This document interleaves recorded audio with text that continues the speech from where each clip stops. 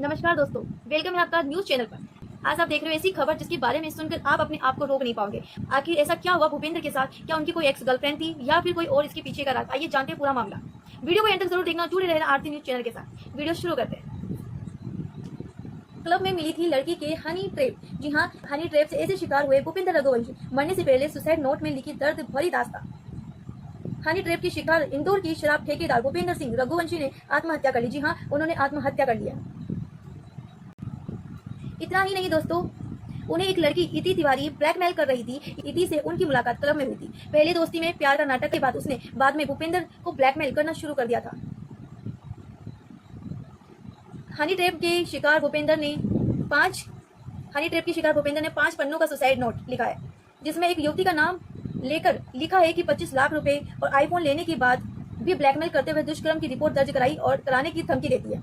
इसमें एक युवती का नाम लिखा हुआ है, दर्ज किया हुआ है, जिसमें बताया जा रहा है कि 25 लाख रुपए लेने के बाद भी, आईफोन लेने के बाद भी वह मुझे ब्लैकमेल कर रही है कि दुष्कर्म की रिपोर्ट में पुलिस में दर्ज करा दूंगी। इसी के साथ ही मरने से पहले भूपेंद्र रघुवंशी ने अपनी सुसाइड नोट में दर्द भरी दास्तां उस युवती के बारे में और खुद के बारे में पूरी कहानी लिखी है।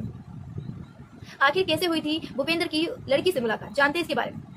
क्लब में हुई थी मुलाकात। पुलिस आखिर जानते हैं कैसे हुई थी मुलाकात। क्लब में मुलाकात हुई थी, पुलिस जांच कर रहा है। जांच में पता चला था कि आरोपी युवती इति तिवारी ने 2 साल पहले भूपेंद्र से क्लब में मुलाकात की थी। दूसरी महिला दूसरे शहर में रहती थी, लेकिन इंदौर आती जाती रहती थी। दोस्ती होने के बाद उसने भूपेंद्र से दोस्ती की और फिर ब्लैकमेल करना शुरू कर दिया और कहा है कि वह 25 लाख रुपए और आईफोन लेने के बाद भी उसको ब्लैकमेल करती थी। आखिर क्या लिखा था सुसाइड नोट में?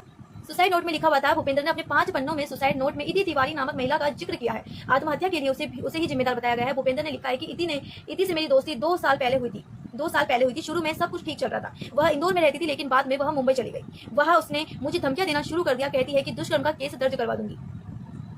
एक दिन जब वह इंदौर आई तो उसने रात में खूब हंगामा किया। मामला 25 लाख रुपए में सुलझाया गया। उसे कुछ लोग सपोर्ट कर रहे थे। उसने मुझे परेशान कर रखा था।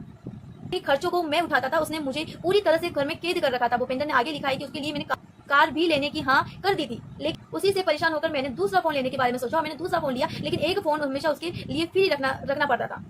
उसके पति को भी हमारे बारे में पता था। एक बार जब मैंने अपने पत्नी और बच्चों को मुंबई छोड़ने गया था, तब इति ने ड्राइवर के सामने मुझसे झगड़ा कर लिया। फिर वह इंदौर आई और मेरे दोनों फोन को उसने कार के नीचे रखकर तोड़वा दिया और मुझे हर वक्त जलील करती थी। मेरे मरने के बाद भी मेरे घर वालों को और दोस्तों को कोई परेशान ना करे। तो देखा आपने दोस्तों, सुसाइड नोट में क्या क्या अपने दर्द वाली दास्तां भूपेंद्र रघुवंशी ने यहाँ पे लिखा है।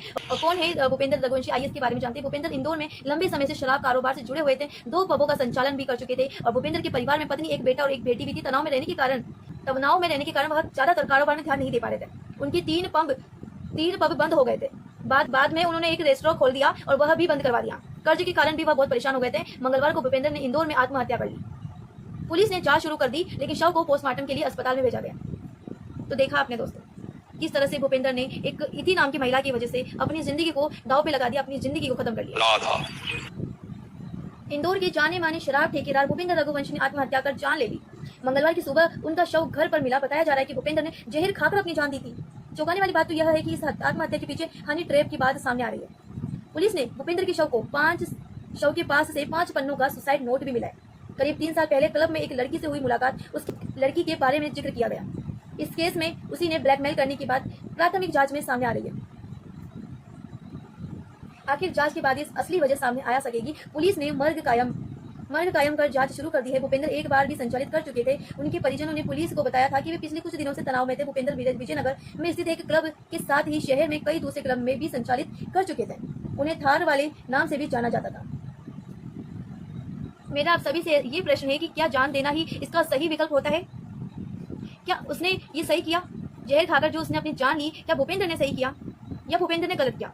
इसके बारे में आपकी क्या राय है, कमेंट में जरूर बताना। लेकिन भूपेंद्र रघुवंशी ने जो भी किया वो बिल्कुल गलत किया, क्योंकि खुद की जान उनको नहीं लेनी चाहिए थी। ब्लैकमेल करने वालों के ऊपर केस करना चाहिए था, उनको पुलिस के हवाले करना चाहिए था, कार्रवाई करनी थी, लेकिन अपनी जान नहीं देनी चाहिए। भूपेंद्र ने एक बार भी अपनी पत्नी, अपनी बेटा, अपनी बेटी के बारे में नहीं सोचा। अगर उनकी पूरी फैमिली उनके साथ थी, उनकी वाइफ थी, उनके बेटा बेटी भी थे, तो उनको किसी और युवती से मिलने की क्या जरूरत थी? और उसकी वजह से आत्महत्या तो बिल्कुल नहीं करना चाहिए था और ये बात उनको अपने फैमिली में बताना चाहिए था, उससे अलग हो जाना चाहिए था, ना कि उसके साथ जुड़े हुए रहना चाहिए था। आज के समाज में, कलयुग में सबसे ज्यादा आत्महत्या इसी वजह से हो रही है, क्योंकि लोग अफेयर बहुत ज्यादा करते हैं। इधर उधर मुंह मारने की जो उनकी आदत रहती है, उसकी वजह से ही वो संकट में पड़ जाते हैं और उनको दुनिया ब्लैकमेल करती है और इसी की वजह से वो तनाव में आके, डिप्रेशन में आके अपनी खुद की जान ले लेते हैं। और उसके बाद क्या होता है? क्या उनका तनाव खत्म हो जाता है?